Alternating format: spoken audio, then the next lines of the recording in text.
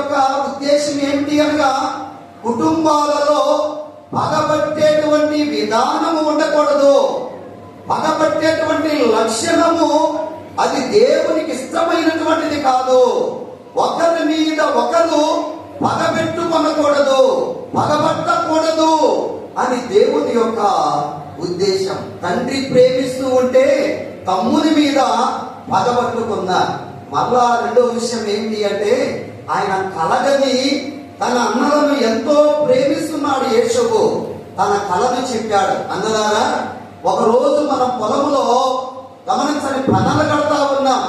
కోసినటువంటి పంటను పనలు కడతా ఉంటే మీ పనలన్నీ కూడా నా పన లేసి నిలబడి ఉంది, నా పనలకు మీ పనలన్నీ నమస్కారం చేస్తూ ఉన్నవి అని చెప్పాడు. చెప్పిన వెంటనే కలగనిన ఈయన మీద అన్నలు ఏం పెట్టుకున్నారు? బాగా పట్టిది అనే మాట రాయబడి ఉంది. మరలా 8వ వచనంలో మరొక కలగన్నాడట. అదేమిటంటే సూర్యుడు, చంద్రుడు, నక్షత్రములు ఈ యేషోబుకు నమస్కారం చేస్తున్నట్లుగా కలగన్నాడు. కలబావని చెప్పాడు. అప్పుడు తండ్రి ఆయన గద్దించాడు. ఏంటయ్యా, సూర్యుడు చంద్రుడు అంటే మీ అమ్మ నేను, అంటే మీ తల్లి నేను, నక్షత్రాలు అంటే మీ అన్నలు, మేమందరము నీకు నమస్కారం చేస్తామా?